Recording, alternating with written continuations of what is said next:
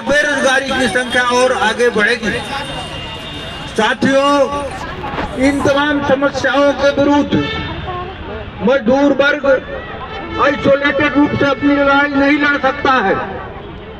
मजदूर वर्ग के अंदर उसकी विचारधारा, जो मजदूर वर्ग की विचारधारा है, उसको भी आना जरूरी है, क्योंकि मजदूर वर्गीय विचारधारा के अभाव में हम अपनी लड़ाई नहीं लड़ सकते हैं, मुकम्मल लड़ाई जो शासक वर्ग के खिलाफ लड़नी है।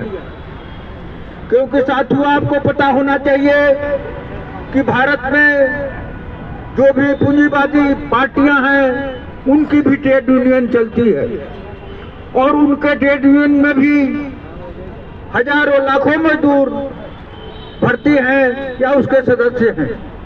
लेकिन वो पूंजीवादी पार्टियां और उनके जो मजदूर संगठन है, वो इस व्यवस्था में ही अपने जीवन को काट लेने का या इस व्यवस्था के साथ कदम में कदम मिलाकर चलने की पाठ पढ़ाते हैं। लेकिन साथियों, जो सरबराह वर्ग की नीति के, जो सरबराह वर्ग के विचारधारा से जुड़े हुए यूनियन है, वो आपको दूसरा सिखाते हैं। इसलिए ये व्यवस्था में हम अपना कल्याण, अपना जीवन की उन्नति नहीं कर सकते और ये हमारी समस्याएं दिन प्रतिदिन और बढ़ती जाएंगी और बढ़ रही है। क्योंकि आप जानते हैं कि हिंदुस्तान में 80 करोड़ लोग, 81 करोड़ लोग 5 किलो अनाज पर जी रहे हैं और इस 5 किलो अनाज को भी ना दिया जाए, हिंदुस्तान का सुप्रीम कोर्ट दो बार टिप्पणी कर चुका कि मजदूरों को रोजगार दिया जाए। 5 किलो अनाज क्यों दिया जा रहा है? 5 किलो अनाज बंद करने का एक तरह से उसका निर्देश है। आप सोच लीजिए, ये मजदूरों को काम नहीं दे रहा है। यहाँ का शासक वर्ग, मजदूर चाह रहे हैं कि हमारा शोषण हो, हम काम करने के लिए लगातार तत्पर हैं, लेकिन शासक वर्ग, यहाँ का पूंजीपति वर्ग काम नहीं दे पा रहा है। इसलिए साथियों, आगे की लड़ाई और तेज होगी, ये तय बात है, और आगे की लड़ाई तेज होगी। इसलिए शासक वर्ग भी अपने झोले में मजदूर वर्ग के खिलाफ कानून ला करके बिल्कुल तैयार है। क्योंकि साथियों ने कहा कि जिस तरह से न्याय संहिता के तौर पर कानून आया है, उसमें हमारे सारे राइट छीन लिए गए हैं। अभी हम यहाँ जो सभा कर रहे हैं, ये प्रशासन का बस चले तो ये सभा को नहीं करने देंगे।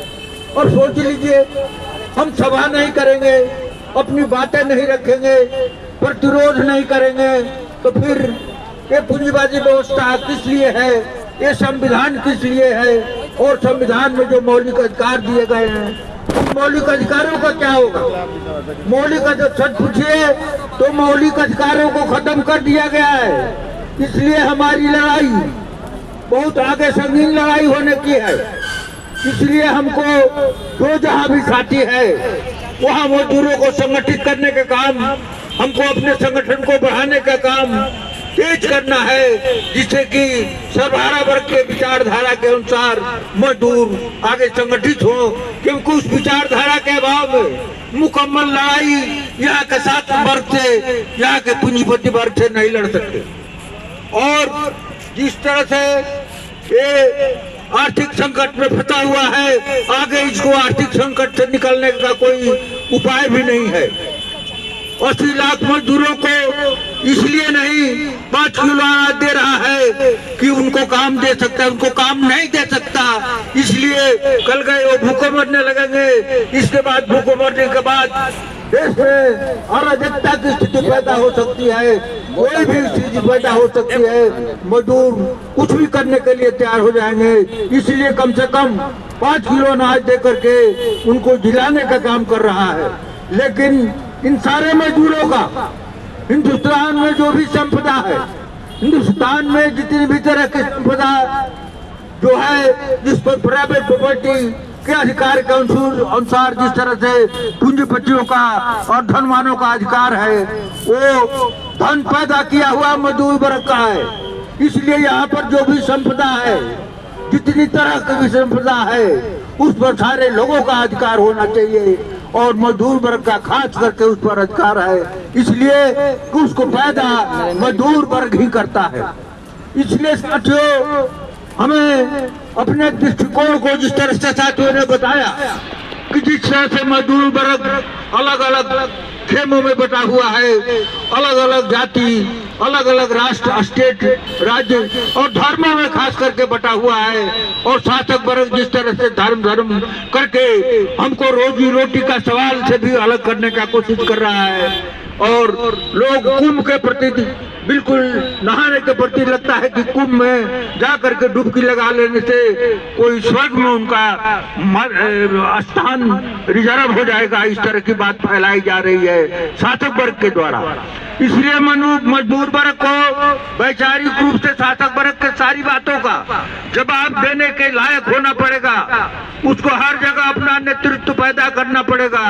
इसलिए साथियों, ये जो मारुति उद्योग के जो साथी अग्रणी दस्ता में अपनी लड़ाई लड़ रहे हैं, इस लड़ाई के साथ हम जो आज एकजुटता प्रदर्शित कर रहे हैं, आगे भी उनकी लड़ाई होगी और उसमें हमको आगे भी लड़ाई में मददगार होना पड़ेगा। साथियों, मामला केवल आर्थिक लड़ाई का नहीं है, मामला राजनीतिक लड़ाई का है, मामला राज्य लेने का है, मामला राज्य स्थापित करने का है, मजदूर वर्ग का राज्य, सर्वहारा वर्ग का राज्य, सर्वहारा का समाजवाद कायम करने की बात है। इसलिए हमको अपनी दूरदृष्टि लेकर के चलनी है और हमें केवल रोजी रोटी तो कमाना ही है, ये तो बिल्कुल हमारा रोज रोज का नीड है।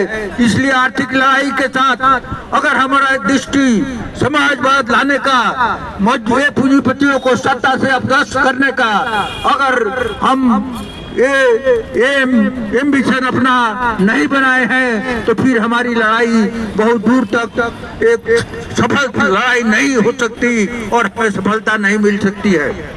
इसलिए साथियों, आज जो विरोध प्रदर्शन के लिए आप यहाँ आए हैं, कल से कल आगे इससे बड़े बड़े विरोध प्रदर्शन करने पड़ेंगे और शासक वर्ग ने जिस तरह से कानून बनाए हैं उन कानूनों का अवहेलना करके आगे बढ़ना पड़ेगा, उसका विरोध करते हुए आगे बढ़ना पड़ेगा। वो हमको आदेश देंगे, वो हमको परमिशन देंगे, तभी हम विरोध करेंगे, हम सभा करेंगे, जुलूस निकालेंगे। ऐसी बात, इन सारी बातों को तोड़ना पड़ेगा और उसके विरोध में खड़ा होना पड़ेगा।